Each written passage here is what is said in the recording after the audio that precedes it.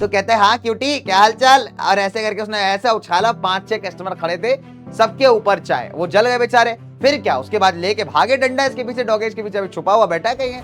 और जिन बच्चों के बोर्ड्स के अंदर ये आ रहा है, जो अलग अलग स्टेट बोर्ड्स के अंदर है, उनका भी यहाँ पे बढ़िया से टॉपिक रिवाइज हो जाए। अभी जो फैक्ट्रीज है, इंडस्ट्रीज है, इनको बनने के पीछे भी तो कोई कहानी होगी, कोई स्टोरी होगी बेटा, कोई इतिहास होगा। तो क्या हाल चाल मेरे पीवियंस, कैसे हो तुम सब? उम्मीद अच्छे हो, मस्त हो, जबरदस्त हो, चुस्त दुरुस्त हो, और लाइफ के अंदर कुछ बहुत अच्छा कर रहे हो।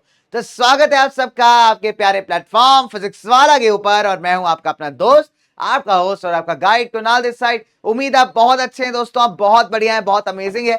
तो देखिए क्या है बाबू मोशाय, दोबारा से एक बार एक गर्म कप चाय हो जाए। तो देखो चाय तो देखो बना रहा है हमारा डोगेश भैया, हुई हुई करके 5-6 कस्टमर जला चुका है वो। हाँ सही बताऊं भाई, वो चाय डाल रहा था, चाय डालने के बजाय देखने लगा मैच, उसके बाद क्यूटी का फॉल आ गया उसकी।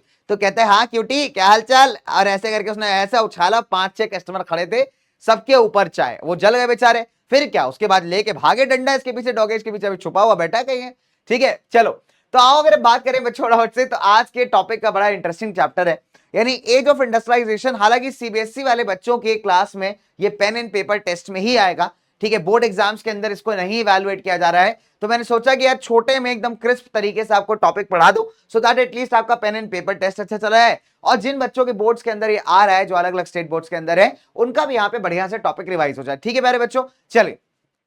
तो आज जो है आप देखते होंगे कि आपके आसपास कितनी सारी इंडस्ट्रियां हैं, कितनी सारी फैक्ट्रीज हैं। अभी जो फैक्ट्रीज हैं, इंडस्ट्रीज हैं, इनको बनने के पीछे भी तो कोई कहानी होगी, कोई स्टोरी होगी बेटा, कोई इतिहास होगा। तो आइए उसी इतिहास के पन्नों में डुबकी लगाते हुए निकालते हैं हम लोग इसके पीछे की कहानी। तो चलो राजा जानी, स्टार्ट करते हैं हमारा माइंड मैप्स वाला एकदम खतरनाक वाला कहानी। ठीक है चलिए, तो सवाल ये उठता है यार कि आज की क्लास में बच्चों क्या पढ़ेंगे? तो आज की क्लास में क्या पढ़ेंगे? हवन करेंगे, हवन करेंगे। ठीक है, आज की क्लास में हम लोग पढ़ेंगे बिफोर द इंडस्ट्रियलाइजेशन, यानी इंडस्ट्रियलाइजेशन के पहले की बात थे ना। हम बात करेंगे यहाँ पे hand labour and steam power के, हाथ से किया जाने वाला काम, और स्टीम इंजन के आने बाद जितने जितने आपके रेवोल्यूशंस आए। हम बात करेंगे फैक्ट्रीज की, हम बात करेंगे स्मॉल स्केल इंडस्ट्रीज की, हम बात करेंगे मार्केट फॉर गुड्स की। तो ये कई सारे मुद्दे हैं जिसके आपने ऊपर, जिसको अपना को बढ़िया से डिस्कस करना है। तो आइए स्टार्ट करते हैं। देखिए बहुत सिंपल है बच्चों, यहाँ पे बढ़िया से पेनवा चूज कर लेता हूं मैं आपके लिए। ठीक है, तो अगर आप देखोगे तो जब बड़ी बड़ी इंडस्ट्रीज नहीं भी थी ना, उससे पहले भी एक ऐसा सिस्टम एग्जिस्ट करता था जहां पे जो व्यापारी थे, मर्चेंट्स थे, वो सामान बना करके इंटरनेशनल मार्केट में बेचा करते थे। ठीक है, तो इसको हम कहते हैं प्रोटो इंडस्ट्रियलाइजेशन, यानी इंडस्ट्रीज के आने से पहले का समय। ठीक है, तो अगर आप देखोगे एक ऐसा फेज जब लार्ज स्केल इंडस्ट्रियल प्रोडक्शन किया जाता था इंटरनेशनल मार्केट के लिए, बट ये फैक्ट्रीज में नहीं होता था। यहाँ पे जनरली आप देखोगे जो बड़े बड़े व्यापारी होते थे शहर के अंदर, ये क्या करते थे, गांव में जाते थे, और गांव के जो किसान लोग होते थे उनसे कहते थे भैया किसानी आप करिए, खेती बाड़ी आप करिए, हमें कोई दिक्कत नहीं है। खासकर जो वीवर्स होते थे ना, कपड़ा बनाते हैं, उनसे कहते थे काम करिए, आप थोड़ा सा काम एक्स्ट्रा कर लीजिए, हम आपको कच्चा मटेरियल दे देंगे, रॉ मटेरियल दे देंगे, बता देंगे कैसा बनाना है, आप कपड़ा बना के हमें दे दो। अब किसानों के लिए भी बढ़िया था भैया, अपनी खेती बाड़ी से ही पैसा आता रहता था और कपड़ा बनाने से एक्स्ट्रा इनकम हो जाती थी। तो अगर आप देखोगे तो इस तरीके का व्यापार पुराने जमाने में बड़ा हुआ करता था। ठीक है, तो प्रोटो इंडस्ट्रियल सिस्टम जो है एक पार्ट है किसका, कमर्शियल एक्सचेंजेस का। तो अगर क्या देखा कि 17-18 सेंचुरी में जो मर्चेंट्स थे यूरोप के, वो कहां जाते थे, कंट्री साइड। कंट्री साइड मतलब जाते थे गांव। अच्छा, अब आपके मन में क्वेश्चन आएगा कि सर ये लोग गांव क्यों जाते थे, शहर में ऐसा क्यों नहीं करते थे? तो उसका सवाल मैं आपको दूंगा। तो ये लोग क्या करते थे बच्चे, सिंपल सी बात है, जो आपके पेजेंट्स हैं, फार्मर्स वगैरह, इनको पैसे देते थे, रॉ मटेरियल देते थे, और इनसे कहते हैं कि भैया एक काम करो, बढ़िया क्वालिटी कपड़ा बनाओ, हम इंटरनेशनल मार्केट में बेचना है। और इनका भी काम चलता रहता था, और साथ ही साथ जो हमारे व्यापारी हैं वो भी अपना बढ़िया कपड़ा बनवा करके इंटरनेशनल मार्केट में बेचते थे, उससे मस्त पैसा आता था। अब दिक्कत क्या है कि शहरों के अंदर ये लोग ऐसा क्यों नहीं कर पाते? तो उसका रीजन था नंबर 1, वहां पे प्रेजेंट कुछ स्पेशल ऑर्गेनाइजेशंस। क्या होता है कि मान लीजिए कभी कभी ऐसा होता है कि जो एक जैसा व्यापार करते हैं ना, फॉर एग्जांपल मान लो कि मैं गेहूं आटा बेचता हूं। ठीक है, अब आटा बेचने वाला आदमी हूं मैं, आटा बेच रहा हूं, गेहूं का आटा लो, चने का आटा लो, जौ का आटा लो, बाजार का बाजरे का आटा लो।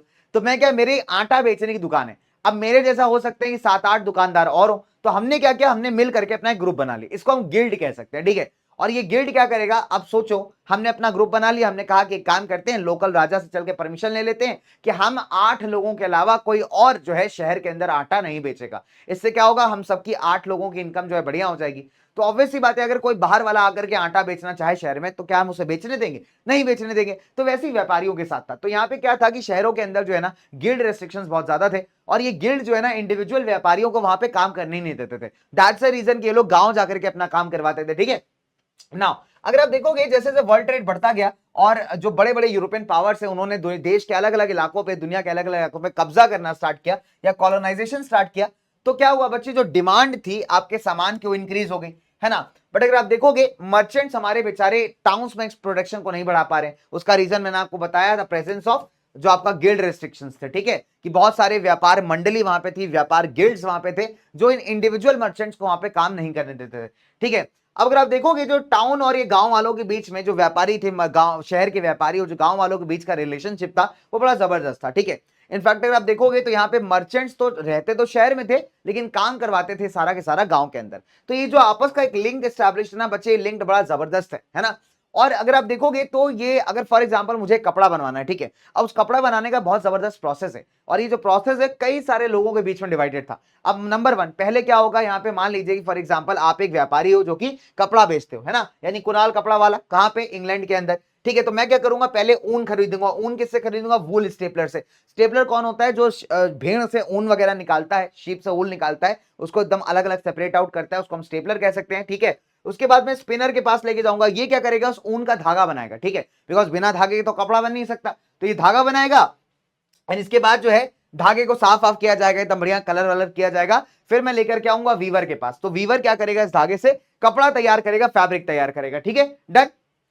अब उसके बाद अगर आप देखोगे तो इसमें डिजाइन बनाना, लेबल लगाना, ये सारा काम किसका है, ये फिनिशिंग डिपार्टमेंट का काम है, ठीक है। तो आप देखोगे फिनिशिंग वाला काम कहां किया जाता था, ये किया जाता लंदन में। तो कई बार ऐसा भी कहा जाता है कि London became a finishing centre. कहने का मतलब है जब कपड़ा सब जगह बन जाता था तो बनने के बाद लंदन आता था, यहाँ पे उसको प्रॉपर आयरन करना, प्रेस करना, फोल्ड करना, उस पर लेबल लगाना, स्टिकर लगाना, जो भी ब्रांड टैगिंग वगैरह करनी है, ये सारा काम कहां हो रहा है, सारा काम हो रहा है लंदन में। तो इसलिए हम कई बार कहते हैं London was a finishing centre, ठीक है ना। और उसके बाद जो है इंटरनेशनल मार्केट के अंदर इसको बेच दिया जाता था, ठीक है। तो ये एक पूरा प्रोसेस था। और आप देखो ये जितनी भी चीजें हो रही है किसी फैक्ट्री में नहीं हो रही, किसी बड़ी इंडस्ट्री में नहीं हो रही, ठीक है, ये इंडिविजुअली अलग अलग जगहों पे हो रही है, लेकिन फिर भी काम यहां पे चल रहा है। तो इस फेज को हम कहते हैं प्रोटो इंडस्ट्रियलाइजेशन, या फिर ऐसा फेज जो कि इंडस्ट्रियल रेवोल्यूशन के पहले का है। चलिए अब बात करते हैं फैक्ट्री का बनना। देखिए क्या होता है, 1730 से जो इंग्लैंड के अंदर खासकर यहाँ पे फैक्ट्रीज आनी स्टार्ट हो जाती है। अब देखिए फैक्ट्रीज का फायदा क्या है कि यहाँ पे सारा प्रोसेस जो है ना एक ही छत के नीचे हो रहा है, तो आपको क्वालिटी भी काम करने का चांस मिल जाएगा, साथ ही साथ टाइमली चीजों को प्रोड्यूस करने का टाइम मिल जाएगा, ठीक है। अब अगर आप देखोगे जो सबसे पहला सिंबल था नए एरा का, वो था कॉटन। बिकॉज स्टार्टिंग में जो कॉटन प्रोडक्शन था ना, अगर आप देखोगे तो उसने पूरी मार्केट को बहुत ज्यादा कैप्चर किया है। सिर्फ कॉटन का प्रोडक्शन अगर आप देखते हैं तो 19th सेंचुरी में काफी बढ़ आता है। अब क्या होता है 1760 में अगर आप देखोगे तो ब्रिटेन जो है करीब 2.5 मिलियन पाउंड का जो कच्चा कॉटन है वो इंपोर्ट कर रहा था अपनी कॉटन इंडस्ट्री के लिए। और 1787 तक ये इंपोर्ट बढ़ के कितना हो गया, 22 मिलियन पाउंड। यानी इतना कॉटन जो है ना ब्रिटेन अपनी इंडस्ट्रीज के लिए इंपोर्ट कर रहा था, बाहर से मंगा रहा था। अब बहुत सारे कॉटन अगर आप देखोगे भारत से भी जाता था, बिकॉज भारत का कॉटन अगेन बहुत फेमस है ना। फिर क्या हुआ कि 18वीं शताब्दी में बहुत सारे ऐसे इन्वेंशन हुए जिसने क्या किया, प्रोडक्शन के हर एक प्रोसेस को काफी ज्यादा एफिशिएंट बना दिया, काफी बेहतर बना दिया, ठीक है। पहले जिसमें 10 घंटे का टाइम लग रहा है, अभी कई सारे नए ऐसे डिवाइसेस आ गए जिसने उसको रिड्यूस करके 3-4 घंटे का ही कर दिया, ठीक है। इनफैक्ट अगर आप देखोगे तो रिचर्ड आर्कराइट वो बंदा था जिसने कॉटन मिल यहाँ पे क्रिएट की थी। अब कॉटन मिल क्या होती है, मिल का मतलब है फैक्ट्री, ठीक है। तो रिचर्ड आर्कराइट ने क्या किया, एक ऐसा सेटअप तैयार किया जहां पे मशीनरी भी एक जगह, लेबर भी एक जगह, सारा काम वहीं पे हो रहा है। तो अभी क्या हो रहा है, आपका टाइम सेव हो रहा है, आप टाइमली चीजें प्रोड्यूस कर पा रहे हो, साथ ही साथ आप क्वालिटी के ऊपर काफी फोकस कर पाओगे। तो क्वेश्चन आता है 1 मार्क्स में, किसने कॉटन मिल स्टार्ट किया था, दैट इज रिचर्ड आर्कराइट, ठीक है। आगे बात करते हैं बच्चों बड़ा से ना, the pace of the industrial change, यानी किस तरीके से आप देखोगे कि इंडस्ट्रीज बननी स्टार्ट हुई, किस तरीके से इंडस्ट्रीज ग्रो हुई, इसके कई सारे फैक्टर्स हैं, ठीक है। तो how rapid was the process, यानी कितनी जल्दी इंडस्ट्रियलाइजेशन हुआ, ठीक है। नंबर 1 जो सबसे डायनेमिक इंडस्ट्री, सबसे जबरदस्त इंडस्ट्री थी ब्रिटेन की, वो थी कॉटन और आपकी मेटल्स। तो स्टार्टिंग फेज ऑफ इंडस्ट्रियलाइजेशन में कॉटन ने डोमिनेट किया है, उसके बाद आयरन एंड स्टील ने। इसके कई कारण है, देखते हैं कैसे। कॉटन जो था लीडिंग सेक्टर है 1840 तक, उसके बाद आयरन एंड स्टील इंडस्ट्री यहाँ पे जोर पकड़ती है, ठीक है। अब क्या हुआ, जब रेलवेज इनिशिएट हुए, जब रेलवेज एक्सपैंड होना स्टार्ट हुआ, रेलवेज के लिए आपको पटरियां चाहिए, पटरियां बिछाने के लिए आपको लोहे का जरूरत पड़ेगा, आपको रेल के कोच बनाने उसके लिए आपको लोहे की जरूरत पड़ेगी, लकड़ी के पहिए तो बनाओगे नहीं, पहिए बनाने के लिए, व्हील्स बनाने के लिए लोहे की जरूरत पड़ेगी। तो as a result iron and steel का डिमांड जो था एकदम से बूम कर गया। जब डिमांड बढ़ेगा तो डेफिनेट सी बात है इंडस्ट्री भी ग्रो करेगा, done. So demand for iron steel increase हो गया। तो 1873 तक अगर आप देखोगे तो ब्रिटेन जो था ना, करीब आयरन एंड स्टील का लगभग 77 मिलियन पाउंड्स के वर्थ का जो है आयरन स्टील जो है यहाँ पे एक्सपोर्ट कर रहा था, बेच रहा था, जो कि कॉटन का बिल्कुल डबल था, ठीक है। तो आप देख सकते हो किस तरीके से इंडस्ट्रियल रेवोल्यूशन में दो इंडस्ट्रीज हैं जिन्होंने इंग्लैंड के अंदर बहुत डोमिनेट किया, ठीक है। अब सेकंड इंपॉर्टेंट पॉइंट, जो नई इंडस्ट्रीज है ना, ऐसा नहीं हुआ कि नई इंडस्ट्रीज के आने की वजह से पुरानी एकदम खत्म हो गई, ये पॉसिबल नहीं। इसका रीजन है, देखो अगर आप देखोगे 19वीं शताब्दी के एंड में सिर्फ 20% से भी कम लेबर था जो आपके मॉडर्न फैक्ट्रीज में काम कर रहा था, और बाकी अभी भी पुराने तौर तरीकों से काम कर रहा है। टेक्सटाइल्स यानी जहां कपड़ा बनता है एक बड़ा जबरदस्त सेक्टर है, और अगर आप देखोगे जहां का जो लार्ज पोर्शन है टेक्सटाइल सेक्टर का, इसमें जितना प्रोडक्शन किया जा रहा है वो प्रोडक्शन फैक्ट्रीज में नहीं हो रहा है, बट जैसे अलग अलग गांव के अंदर अलग अलग घरों में होता है वैसे हो रहा है। तो ये बात तो साबित हो गई यार कि जो नई इंडस्ट्रीज आपकी आई, जो नई टेक्नोलॉजी आई, उसने नो डाउट चीजों को बढ़ाया, तो नो डाउट चीजों को प्रमोट किया, लेकिन ऐसा नहीं हुआ कि उसने कंप्लीटली जो है मार्केट को डोमिनेट कर लिया। तो अभी भी अगर आप देखोगे जो पुरानी इंडस्ट्रीज है कहीं ना कहीं हद तक आगे थी, ठीक है। अब अगर आप देखेंगे बच्चे, जो ट्रेडिशनल इंडस्ट्रीज यानी पुरानी इंडस्ट्रीज है ना, वहां पे स्टीम पावर्ड इंजन तो नहीं थे उनको प्रमोट करने के लिए, उनकी प्रोडक्शन स्पीड को बढ़ाने के लिए, लेकिन फिर भी छोटे छोटे इन्वेंशन ये लोग करते रहे, जिससे कि आप कह सकते हो कि ये इंडस्ट्रीज भी सर्वाइव करती रही। अब देखिए अगर स्टीम पावर की अगर हम बात करें आपसे फॉर एग्जांपल, तो स्टीम पावर को पेटेंट यानी जो स्टीम इंजन है उसको पेटेंट करवाया था आपके जेम्स वॉट ने, लेकिन प्रोड्यूस किया था न्यू कॉमन ने। तो न्यू कॉमन ने जो स्टीम इंजन बनाया, उस स्टीम इंजन में थोड़े इंप्रूवमेंट्स करने के बाद जो है हमने क्या किया, जेम्स वॉट ने उसको अपने नाम से पेटेंट करवा लिया, ठीक है। अब जब आप किसी चीज को पेटेंट करवा लेते हो ना अपने नाम से, फिर आपको ही उसका इन्वेंटर माना जाता है, यानी कोई और उस इन्वेंशन को क्लेम नहीं कर सकता। इस वजह से हम जेम्स वॉट को कहते हैं he invented the steam engine. तो he perfected the steam engine produced by Newcomen. तो न्यू कॉमन वो बंदा था जिसने एक्चुअली उसको बनाया था, उसमें और इंप्रूवमेंट्स करके पेटेंट करवाने वाला जेम्स वॉट था। इनफैक्ट आप देखोगे इसी का एक दोस्त था मैथ्यू बोल्टन, उसने भी एकदम एडवांस लेवल बनाया था स्टीम इंजन का, ठीक है। चलिए फिलहाल ये तो मोटी मोटी बात हो गई, अब आगे बढ़ते हैं बच्चों फटाफट से ना। अगर आप देखोगे कि ऐसा क्या रीजन था कि जो टेक्नोलॉजिकल चेंजेस है वो काफी स्लो थे। नंबर 1 पहला है कि न्यू टेक्नोलॉजी बहुत एक्सपेंसिव है। दूसरा अगर आप देखोगे जो मशीन का रिपेयर और मेंटेनेंस है वो बहुत एक्सपेंसिव था, बार बार मशीनें टूट जाती थी, एज अ रिजल्ट इसके लिए बहुत खर्चा करना पड़ता था, ठीक है। फिर तीसरा इंपॉर्टेंट कि ये उतने इफेक्टिव नहीं थे जितना इनके इन्वेंटर्स ने क्लेम किया था, जितना इनके इन्वेंटर्स ने एकदम रौला बना दिया कि अरे क्या खतरनाक मशीनरी है, ले आओगे तो जिंदगी सफल हो जाएगी, मजा आ जाएगा एकदम, क्या रापचिक प्रोडक्शन करेगी, बहुत बढ़िया प्रोडक्शन करेगी। तो इस तरीके की हवाबाजी कर दी थी, लेकिन ऐसा था नहीं कुछ, ठीक है। अब अगर आप देखो बेटा यहाँ पे कि hand labour and steam power done now, जो विक्टोरियन ब्रिटेन थे, मतलब विक्टोरियन ब्रिटेन मतलब महारानी के समय का जो ब्रिटेन था, ठीक है, यहाँ पे ह्यूमन लेबर की कोई शॉर्टेज नहीं थी, यानी भर भर के लोग थे। तो डेफिनेट सी बात है इंडस्ट्रियलिस्ट जो है ना मशीन के बजाय ह्यूमन लेबर प्रेफर ज्यादा करते थे। इसका रीजन क्या है, देखिए मशीनरी को अगर आप एक बार खरीदोगे पहले उसका खर्चा, फिर उसके रिपेयर मेंटेनेंस का खर्चा। अब ह्यूमन लेबर कितना बढ़िया है, जब आपकी डिमांड ज्यादा हो मार्केट में, आप ज्यादा लोग हायर कर लो, जब डिमांड कम हो जाए आप लोगों को भगा दो, तो इसमें क्या होगा, आपका कॉस्ट बच जाएगा। तो ये इंपॉर्टेंट फैक्टर है, ठीक है। अब इन मेनी इंडस्ट्रीज जो डिमांड फॉर लेबर था बहुत सीजनल था, यानी सीजन के टाइम पे। अब फॉर एग्जांपल अगर आप देखो ठंड के टाइम पे जो ब्रूअरी इंडस्ट्री यानी जहां पे अल्कोहल वगैरह बनता है, रम वम बनती है, उसमें डिमांड बढ़ गया। अगर आप देखो कि ठंड के टाइम पे पानी भी जमा होता है, बर्फ जमी होती है समुद्र वगैरह में, तो उस टाइम पे जो शिप बिल्डिंग इंडस्ट्री है वहां शिप पे रिपेयर मेंटेनेंस का काम चलता था, ठीक है, पानी के जहाजों का, तो वहां पे आपको लेबर चाहिए। तो जब मार्केट सीजन का टाइम आया, और इसके अलावा अगर आप देखोगे जो किताबें वगैरह जहां छापी जाती हैं, तो क्रिसमस के टाइम पे लोग काफी गिफ्ट्स वगैरह देते हैं, तो किताबें वगैरह लोग काफी खरीदते थे, तो वहां पे किताबों वाली जो इंडस्ट्री थी वहां पे लेबर की रिक्वायरमेंट होती थी। तो ये सीजनल इंडस्ट्रीज यानी इन पे साल में कुछ ही टाइम ऐसा होगा जब ज्यादा लेबर चाहिए होगा। अगर ये मशीनें खरीद लेंगे तो इनका तो यार लॉस है। तो ये लोग क्या करते थे, जब ज्यादा लेबर चाहिए होता था लेबर हायर कर लेते थे, लेबर की कमी तो थी नहीं, और जब नहीं चाहिए होता था उनको भगा देते थे। तो इस तरीके से लेबर हायर करना was more cost effective than purchasing a machine, ठीक है। अब क्या है कि विक्टोरियन ब्रिटेन के अंदर आप देखोगे तो नंबर 1 जो अमीर लोग हैं, खासकर एरिस्टोक्रेट्स और जो रिच मिडिल क्लासेस हैं, बोर्गोइज का मतलब होता है बेटा रिच मिडिल क्लासेस, ये क्लास के जो लोग हैं ना, पहली बात इनको मशीन मेड गुड्स ना बहुत सस्ते और घटिया लगते थे। इनको लगता था कि मशीन मेड गुड्स तो गरीब लोग इस्तेमाल करते हैं, तो इनको हाथ से बनी हुई चीजें ज्यादा पसंद थी। इनको लगता था कि हाथ से बनी हुई चीजों का मतलब है कि आप बहुत क्लासिक चीजों का इस्तेमाल कर रहे हो। आज भी अगर आप देखोगे तो जो हाथ से बनाई गई चीजें होती है ना काफी महंगी होती है, उसका ज्यादा एक्सपेंस होता है, ठीक है। अगर आप देखोगे जिन कंट्रीज में लेबर का शॉर्टेज था, उन कंट्रीज में जो इंडस्ट्रियलिस्ट है ना उन्होंने मशीन्स को इस्तेमाल करने का थोड़ा सोचा, ठीक है।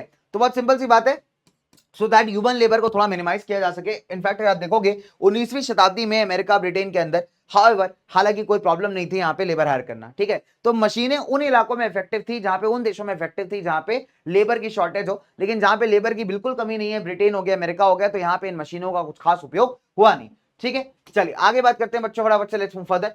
अब बात करते हैं लाइफ ऑफ द वर्कर्स कि वर्कर्स का जो जीवन था वो कैसा था, है ना। वर्कर्स की लाइफ यहाँ पे कैसी थी, वर्कर्स किस तरीके से जीवन जीते थे। देखो नंबर वन देखो, पहली बात तो लेबर का कोई शॉर्टेज नहीं था, ये लोग अबंडेंस में प्रेजेंट है मार्केट के अंदर, ठीक है।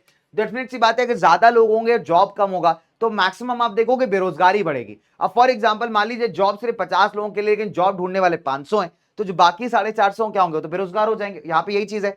Actual possibility of getting a job यहाँ पे डिपेंड करता था रिश्तेदारी और जुगाड़ पे। अगर फैक्ट्री के अंदर आपका कोई रिश्तेदार काम कर रहा है, वो आप पे जॉब पे लगवा ले तो ठीक है, अगर नहीं लगवा पाया तो फिर आपको भटकना पड़ेगा, ठीक है। इनफैक्ट अगर आप देखोगे कई सारी इंडस्ट्रीज के अंदर आप देखेंगे तो जो वर्क है बहुत सीजनल है, तो जब जरूरत होती थी तब लेबर हायर करते थे, बाकी टाइम इनको भगा देते थे। तो एज ए रिजल्ट जो लोगों की जॉब्स है, वर्कर्स की जो एम्प्लॉयमेंट है वो कभी भी रेगुलर नहीं है, ठीक है। तो आप देखोगे कई बार जो है ना ये लोग जॉबलेस ही घुमा करते हैं। अर्ली 19th सेंचुरी के अंदर नो डाउट इनकी वेजेस इंक्रीज हुए, यानी इनका जो सैलरी था वो इंक्रीज हुआ, लेकिन अगर आप देखोगे तो सामान का जो दाम था बेटा वो भी कहीं ना कहीं उतना इंक्रीज हो गया। तो इसका मतलब है कि इनका सैलरी इंक्रीज का कोई फायदा नहीं हुआ। अब फॉर एग्जांपल आज से 15 साल पहले अगर कोई इंसान 50,000 रुपए कमाता था तो उसके 50,000 रुपए सफिशिएंट थे, बिकॉज सामान का दाम भी सस्ता था, ठीक है। आज अगर कोई इंसान लाख रुपए भी कमाता है ना महीने का, तो भी उसको वो पूरे नहीं पड़ेंगे। क्यों? क्योंकि सब चीजें बहुत कॉस्टली हो गई। 10 का सामान आज 50 रुपए में मिल रहा है, तो कहीं ना कहीं वो जो प्राइस फैक्टर है ना बेटा वो मेंटेन नहीं हो पा रहा है ना। इनफैक्ट अगर आप देखोगे जब इकोनॉमिक हार्डशिप्स के पीरियड थे 1830 वगैरह की बात करें, जो नंबर ऑफ अनएम्प्लॉयड पीपल है उनका नंबर बहुत ज्यादा बढ़ गया है। लगभग आप कह सकते हो 35 से 75% लोग अलग अलग यूरोप वगैरह के रीजन में अनएम्प्लॉयड थे, बेरोजगार थे, ठीक है। अच्छा, अब क्या होता है कि मान लीजिए ऐसी बेरोजगारी की हालत में अगर आपकी मशीनरी आ जाए तो उस मशीनरी को कोई अप्रिशिएट तो करेगा नहीं।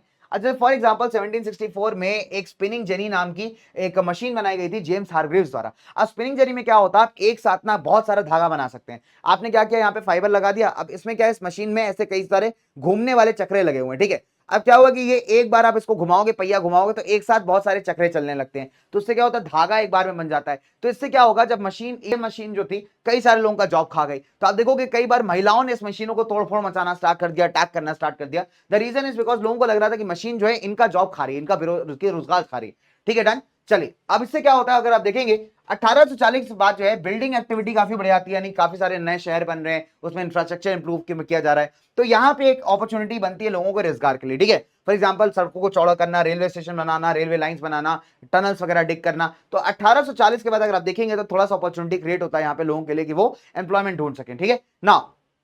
अब फॉर एग्जांपल जो नंबर ऑफ वर्कर जैसे ट्रांसपोर्ट इंडस्ट्री की अगर हम बात करें 1840s के अंदर वो थोड़े बढ़ गए। इसके अलावा अगर आप देखोगे अगले 30 सालों के अंदर भी यहाँ पे थोड़ा सा और बूम आया। तो it's a mixed of the things. यहाँ पे वर्कर्स के साथ दिक्कत ये है कि जिन वर्कर्स के पास जॉब है उनका तो ठीक है, इनके पास जॉब नहीं, बेचारों बेरोजगार घूम रहे हैं। 1830 तक हालत बहुत खराब है। 1840 से थोड़ा सा हालात सुधरने लगते हैं, जब थोड़ा वर्क वगैरह बढ़ने लगता है, इंफ्रास्ट्रक्चर बढ़ने लगता है, ठीक है। डन। अब बात करते हैं फटाफट से इंडस्ट्रियलाइजेशन द कॉलोनीज, यानी जिन कॉलोनीज यानी जिन इलाकों को बड़ी बड़ी पावर्स ने कैप्चर किया था, कब्जा जमाया था, उन इलाकों में इंडस्ट्रियलाइजेशन का क्या इंपैक्ट था, ठीक है। नंबर 1, तो पहले हम बात करेंगे the age of the Indian textile. देखो, इनफैक्ट अगर आप बात करोगे मशीनों के आने से पहले भी भारत में सिल्क और कॉटन इंडस्ट्रीज हुआ करती थी, और भारत का बनाया हुआ कपड़ा वर्ल्ड मार्केट को डोमिनेट करता था, वर्ल्ड मार्केट में बड़ा डिमांड था इसका, ठीक है। अगर आप देखोगे तो भारत में एक जबरदस्त सी ट्रेड भी हुआ करती थी, अगर आप देखेंगे पहले जमाने में। इनफैक्ट इंडस वैली के जमाने से हम लोग समुद्र के थ्रू व्यापार करते चले आ रहे हैं, ठीक है ना। अगर आप देखोगे गुजरात में जो सूरत था, है ना, वो कनेक्ट करता था भारत को अलग अलग गल्फ कंट्रीज से और रेड सी के पोर्ट से। तो हम लोग वेस्ट एशिया वगैरह के साथ काफी बढ़िया व्यापार करते थे यहाँ पे।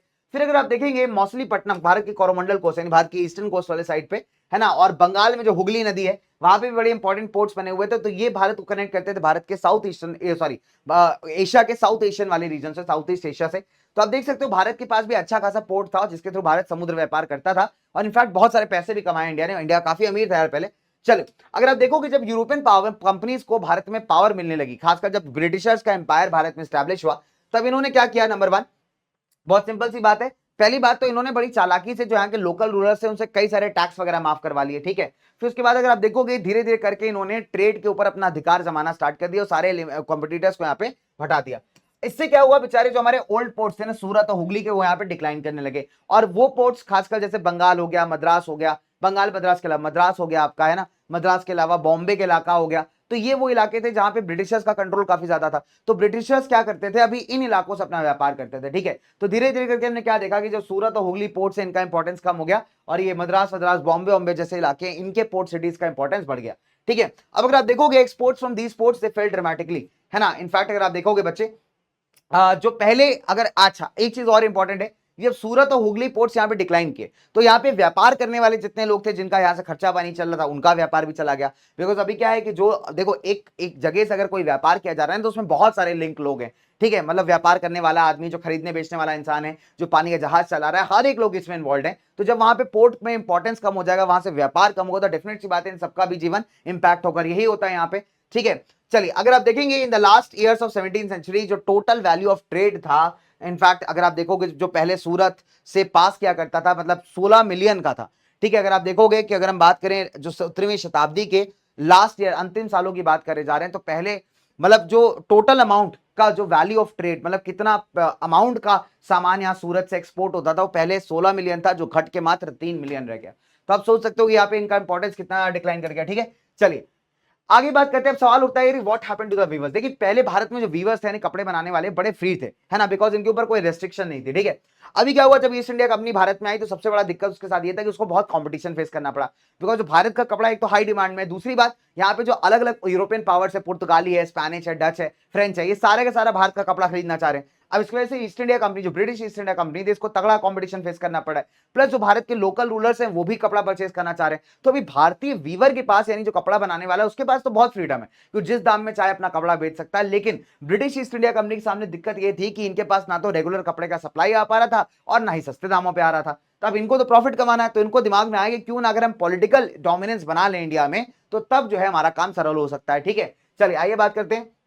दे ट्राई टू, तो सबसे पहले उन्होंने क्या किया, जो पुराने ब्रोकर्स से, पहले क्या होता था मैं आपको बताता हूं, सप्लाई मर्चेंट्स का एक नेटवर्क था। पहले क्या होता था कि भारत के कुछ लोग थे, वो भारत के किसानों के पास जाते थे, उनसे कपड़ा बनवाते थे, तो कपड़ा बनवा के लाके जो ट्रेड, जो जहां जो आपके पोर्ट एरियाज है ना, पोर्ट एरियाज जहां पे समुद्र का व्यापार किया जा रहा है, तो उन इलाकों में ला करके वहां पे बड़े बड़े मर्चेंट्स को, व्यापारियों को बेच देते थे, ठीक है।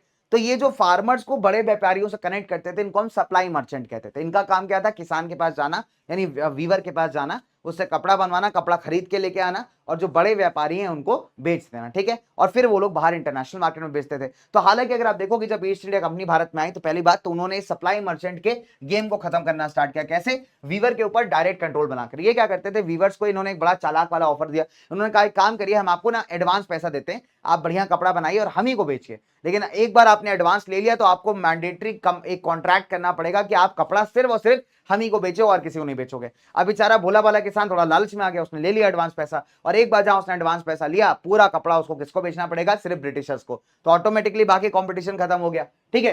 तो इन्होंने क्या किया, एक स्पेशल सर्वेंट अपॉइंट किया इस बात को देखने के लिए, उसको आप गोमास कहते हैं। तो गोमास का काम था यहाँ के कपड़े का ऑर्डर देना, कपड़ा कलेक्ट करना, कपड़े क्वालिटी चेक करना। अब क्या है बच्चों, अगर आप देखोगे यहाँ पे लोन देती थी कंपनी, ब्रिटिश कंपनी लोन देती थी, कहती थी भैया आप कोई दिक्कत नहीं, आप पैसा लीजिए, रॉ मटेरियल खरीदिए और सामान बना के हमको दीजिए, लेकिन शर्त यही है कि सिर्फ हम ही और हम ही को बेचना पड़ेगा आपको, ठीक है। तो the produce cloth was to be handed to the gomastha. अब अगर आप देखेंगे बच्चे, कई सारे वीविंग विलेजेस में देखा जाता है जो गोमास्त है उनके बीच में और वहां के गांव के लोगों के बीच में ना काफी नोकझोंक होती थी। अब इसका रीजन बहुत सिंपल है। अगर आप देखोगे जो सप्लाई मर्चेंट्स थे वो जनरली सेम गांव के होते थे या आस पड़ोस के होते थे, तो उनका जो फार्मर्स के साथ या किसानों के साथ या वीवर्स के साथ लिंक है वो बहुत पर्सनल था। लेकिन ये गोमास्त ना आउटसाइडर्स हैं, और ये आउटसाइडर्स है तो ये लोकल विलेज के बारे में कुछ जानते ही नहीं है, तो ये लोगों के साथ कई बार बदतमीजी करते थे, कई बार टाइम पे कपड़ा नहीं बना पा रहे तो उनको मार पिटाई करते थे। तो एज ए रिजल्ट इनके साथ ना इनके रिलेशंस बहुत खराब थे, ठीक है।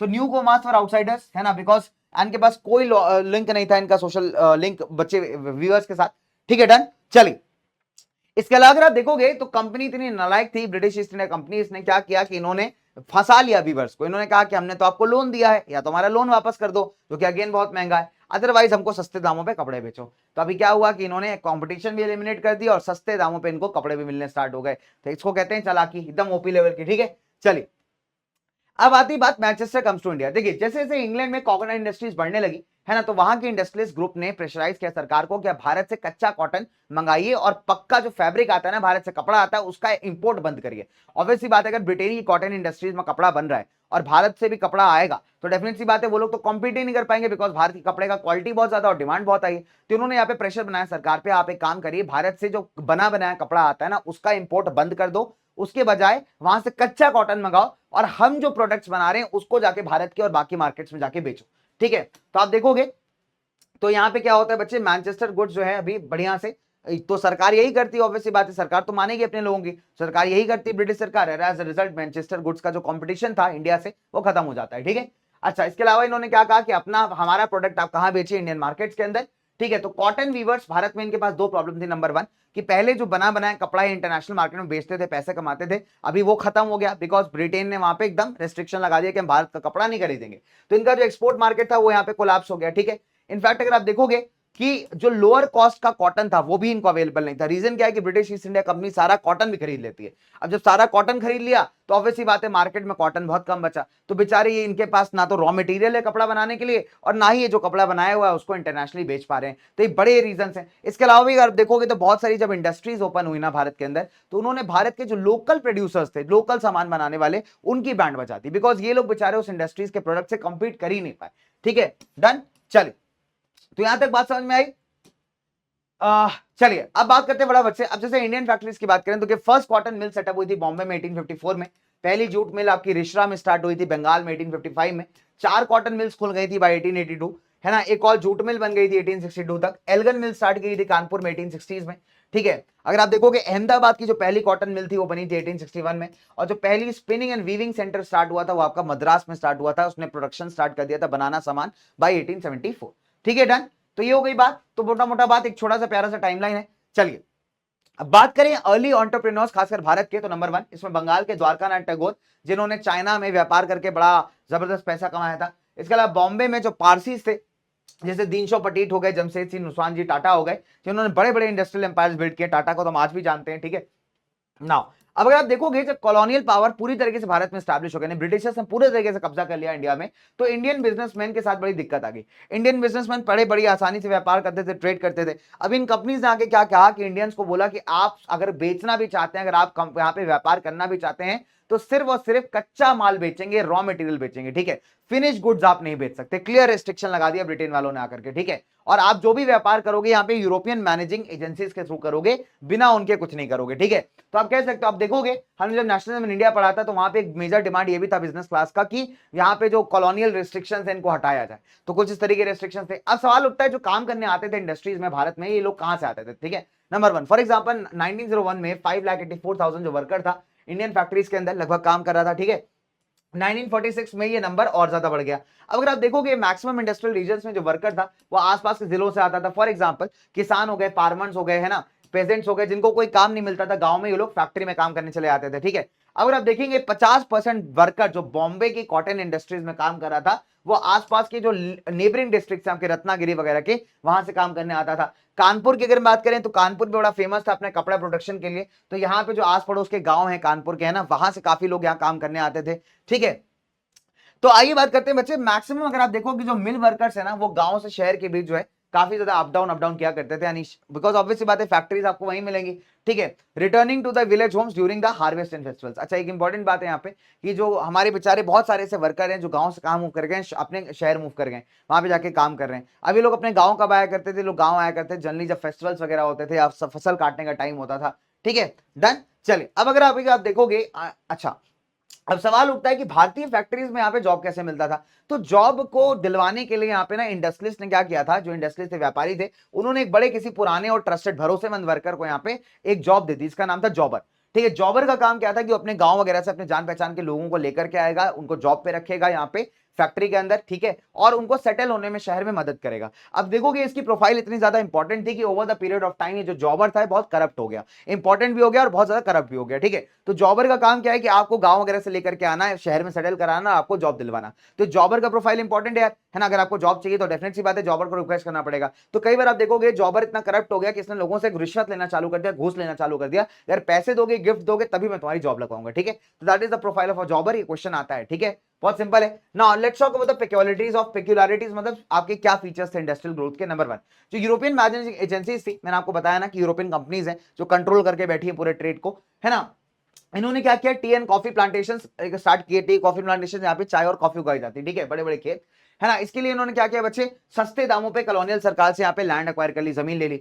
भाई फर्स्ट डेकेड अगर हम बात करें 20वीं शताब्दी के फर्स्ट डेकेड में, यानी लगभग 1910 के आसपास बात करोगे, तो भारत में स्वदेशी मूवमेंट था, उसने इंडियन प्रोडक्ट्स को इंप्रूव, देखो हुआ क्या था, 1905 में बंगाल का पार्टीशन कर दिया गया। ठीक है, और इस पार्टीशन के अगेंस्ट में स्वदेशी बायकॉट स्टार्ट किया गया था, जिसने भारतीय प्रोडक्ट्स को प्रमोट करना स्टार्ट किया।